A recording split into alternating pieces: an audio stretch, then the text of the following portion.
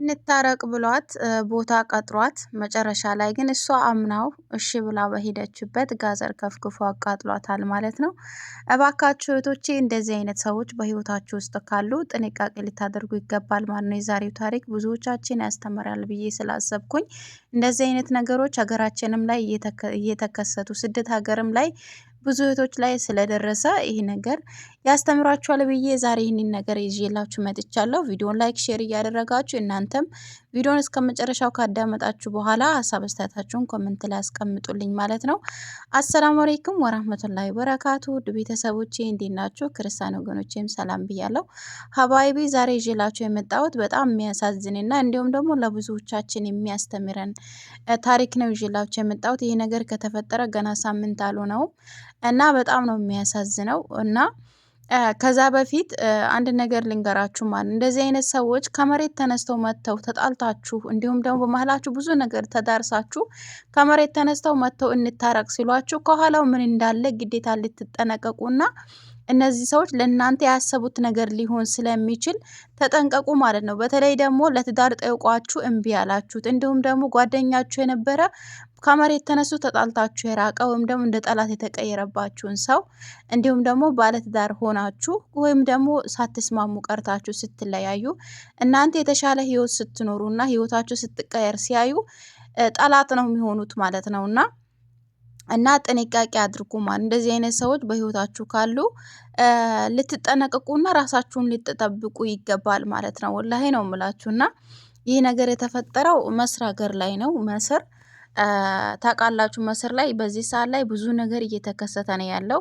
በነገራችን ላይ መስር ላይ ብቻ ሳይሆን ዓለም ላይ ባሉ ኢትዮጵያ ላይም አይታችኋል። ብዙ እህቶቻችን እንደዚህ አይነት ነገር ደርሶባቸው ለትዳር ጠይቆ ወይም ደግሞ ለፍቅረኝነት ፍቅረኛ ማሞች ሆነው እየኖሩ በመሀል ሳይግባቡ ቀርተው እየተለያዩ ወይም ደግሞ እሷ የእሱ ጸባይ ሳይሆን አስቀር ወይም ደግሞ ሲማግጥባት አይታ ባለትዳርም ሆነው ሲማግጥባቸው የሆነ ነገር በመሀላቸው ተፈጥሮ ማይስማሙበት ነገር ሲኖር ሲለያዩ ከተለያዩ በኋላ ደግሞ እናንተ ደስተኛ ሆናችሁ ህይወታችሁ ቀጥሎ በቃ በፊት ከነበራችሁበት ህይወት የተሻለ ህይወት ኖራችሁ ሲያዩ በጣም በጣም በጣም ሚቀኛ እንደውም ከጠላት ጠላት የሚሆኑት እንደዚህ አይነት ሰዎች ናቸው ማለት ነው።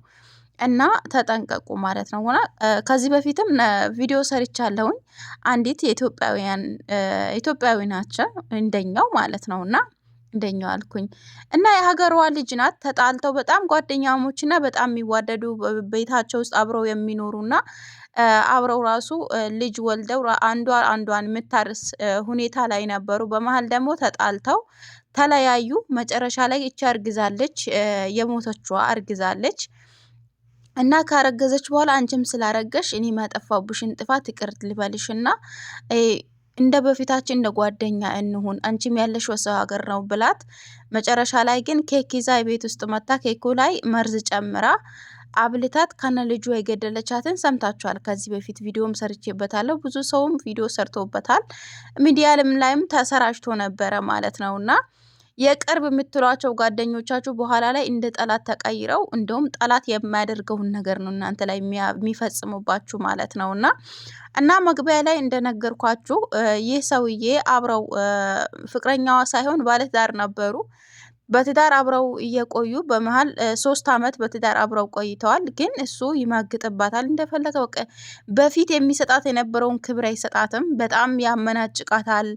በቃ ከጊዜ ጊዜ እሷ ስለምትወደው በጣም ስለምታገብረው ስለምትወደው አንዴ ሲማግጥባት ራሱ ብዙ ነገሮቹን ይቅር ብላው አብራው እየኖረች መጨረሻ ላይ ደግሞ ሲበዛባት አይ እኔ እናንተ መለያየት አለብን እና የራሴን ህይወት ኖር እኔም የራሴን ህይወት ልኖር፣ አንተም ከምትማግጥና ወንጀለኛ ከምትሆን የምትወዳትን ሴት አግባት፣ ስለዚህ እኔን ፍታኝ ብላ ሄዳ ወደ ቤተሰቦቿ ጋር ትቀመጣለች። ከጊዜ በኋላ ደግሞ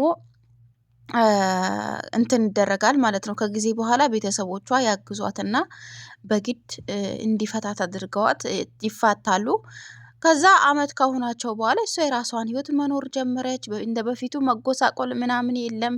ስራዋን መስራት እንዲሁም ደግሞ ከቤተሰቦቿ በቃ ጥሩ የሚባል ደረጃ ላይ ደረሰች ማለት ነው። እሱ ግን ከበፊት ከሷ ጋር ባለ ሰዓት እየማገጠባት የነበረችዋ ሴትዮ ራሱ እምቢ ብላው ትታው ሄደች። እሱ ግን በመሃል ላይ ከሰረ ማለት ነውና ከዛ በኋላ ደግሞ እንዲመልሳት ፈለገ። ይቅርታ አድርግልኝ እንመለስ ምናምን ስትለው አይ አልፈልግም እና እኔ በፊት ስለምወድ ስለማከብር ብዙ ጉድለቶች እያሉብህ ጉድለቶችን ሁሉ ሞልቼ ዝም ብዬ ነበር። አሁን ደግሞ በዝቶብኝ ተፋተው። አሁን ደግሞ ከልቤ አውጥቻለሁ፣ አንተም ከልቤ አውጣኝና የራስህን ህይወት ኑር፣ እኔም የራሴን ህይወት እኖራለሁ። ይቅርታ አድርግልኝ አልፈልግህም ትለዋለች ማለት ነው። ከዛ እንደዛ ስትለው እሺ ይልና ይለያያሉ። ከዛም በኋላ አንድ ቀን ምን ይላታል? ይቅርታ አድርግልኝ እስካሁን ላጠፋው ይጣላሉ። በነገራችን ላይ ይቅርታ ያኔ እንደዛ ይቅርታ አድርግልኝና እንመለስ ስላት እምቢ ስትለው ተጣልተው ይለያያሉ። መጨረሻ ላይ ደግሞ ከጊዜ በኋላ ከወራት በኋላ ደውሎ እና ይቅርታ አድርግልኝና ይቅርታ እንዲጠይቅሽ ፈልጋለሁ እና ላጠፋውብሽ ጥፋት ሁሉ አንቺም ህይወትሽን እንድትኖሪ እኔም ህይወቴን እንዲኖር እኔ በቃ ይቅርታ የምጠይቅሽ ብዙ ነገር ስላለ እንቀጣጠርና ሻይ ቡና እንበል እና ሰው ባለበት ቡና የሚጠጡበት ሻይ ቡና የሚጠጡ ኮፊ ማለት ነው። እዛ ይቀጥራትና እሺ ብላ ትመጣለች። ከዛ በቃ የኔና የአንቺ መካከል ያሉ ነገሮችን በቃ በንጹህ ህሊና ይቅር ብዬሽ አንቺም ይቅር ብለሽኝ በቃ አንቺም የራስሽን ህይወት ትኖሪ እኔም የራሴን ህይወት እኖራለሁ። ስለዚህ ግን በመጀመሪያ ግን ተገናኝተን ይቅርታ ምልሽና የሚክስሽ ነገር አለ ይላታል ማለት ነው። ከዛ እሺ ትልና እሷም አምናዋለች። ይህንን ነገር ያደርግብኛል ብላ አላሰበችም። ከዛ በኋላ ምንድነው ያደረጋት? ነይ ይላታል። ሻይ ቡና የሚሉበት ቦታ ትመጣለች። ከዛ ሻይ ቡና እያሉ እያለ በአጋጣሚ አጠገባቸው ላይ ሰው ነበረ። ሰው እስከሚሄድ ድረስ ጠብቆ ቶል ለካ እሱ ሃይላንድ ላይ ጋዝ ይዞ መጥቷል። ጋዝና የሚለኩስበትን ወላ ይዞ መጥቷል። ከዛ ጋዙን ላዩ ላይ ያርከፈክፍባትና ይሎክስባታል ማለት ነው። አስቡት እንግዲህ ሲሎክስባት እሷ የሰው አለ በቃ ሂጃቧ ተቃጥሎ ሙሉ ልብሷ ተቃጥሎ እዛው ላይ ራሱ ጨማምሮ ጋዝ ይጨምርባታል ማለት ነው። አስቡት እንግዲህ ለካ ጋዝ መጀመሪያ ተዘጋጅቶበት መጥቷል። እሷ ይህንን ነገር የምታውቀው ነገር የለም እና አቃጠላት እላችኋለሁኝ። ከዛ ያንን ጋዝ እየደፋባት የሚያቃጥላትን ሌላ የሚያጠፉበት ነገር አለ አይደል? እንደ ይቅርታ እንደ እንፋሎት ነገር ያለውን አምጥተው ሲደፉባት ራሱ እንዲጠፋላት እንዳይጠፋ እየጨማመረ ነበረ ጋዝ ላይዋ ላይ እየጨመረባት የነበረው ማለት ነው። አንዱን ሃይላንድ ጨርስና አንዱን ሃይላንድ ለካ ኪሱ ላይ አጠራቅሞ ነው የመጣው እና የጃኬቱ ኪስ ላይ ብዙ አይነት ሃይላንዶችን ቃቶ ይዞ ነው የመጣው እና አቃጠላት እላችኋለሁኝ። ወላሂ ሶሻል ሚዲያ ላይ ራሱ ቫይራል ወጥቶ ነበረ፣ ልታዩትም ትችላላችሁ። እና እህቶቼ ተጠንቀቁ ማለት ነው። በተለይ ደግሞ በቅርብ ያሉ እንደው ውስጥ ምስጢራችሁን አውቀው ከእናንተ ጋር ለብዙ ጊዜ ቆይተው ከተለያዩችሁ በኋላ እናንተ ህይወት ሲስተካከልና ጥሩ ደረጃ ላይ ስትደርሱ ማየት የማይፈልጉ ብዙ ጠላቶች ስላሉ እባካችሁ እህቶቼ ራሳችሁን ጠብቁ። እንዲሁም ደግሞ እንደዚህ አይነት ጠላቶች ካላችሁ ከመሬት ተነስተው ነው እንታረቅ ሲሏችሁ ራሱ ልትጠረጥሩ ይገባል ማለት ነው። ከነዛ ሰዎች መቀራረቡም ይሁን እነዛን ሰዎች በጭራሽ ሆኑ አጠገባችሁ ልታስጠጓቸው ማይገባም ማለት ነውና ተጠንቀቁ ላለሁኝ ሀባይቢ። አላህ ይጠብቀን የሚጠብቃችሁ።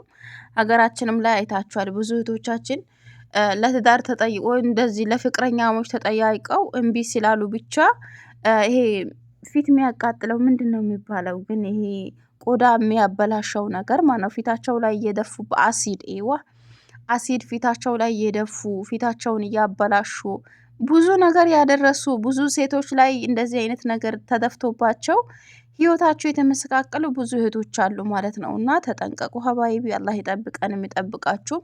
ሰላማችሁ ይብዛልኝ። ወዳችኋለሁ። ከኔ በላይ አላህ ይውደዳችሁ። ሰላም አለይኩም ወራህመቱላሂ ወበረካቱ። እና አይ ውሸትሽን ነው የምታወሪው ካላችሁ ደግሞ ያላመናችሁና ግዴታ ቪዲዮውን ማየት አለብን የምትሉ ደግሞ በውስጥ መታችሁ ኮመንት ላይ ለኔ ላክልኝ ብላችሁ ቁጥራችሁን አስቀምጡ። በውስጥ ልክላችኋለሁ ማለት ነው። ለምን እዚህ ጋር ማስገባት አልችልም? ለምን ዩቲዩብ ይሄንን ነገር ስለማይፈቅድ የሆነ በቃ የማህበረሰቡን ስሜት ይጎዳል ብሎ ብዙ ጊዜ ያጠፋል ማለት ነው። እንደዚህ አይነት ደም ያለበት ነገር ቁስል ያለበት ነገር ሶሻል ሚዲያ ላይ እንዲለቀቅ አይፈለግም ማለት ነው። ወዳችኋለሁ እና አላህ ሱብሃነሁ ወተዓላ ከኔ በላይ ይውደዳችሁ። ሰላም አለይኩም ወራህመቱላሂ ወበረካቱ።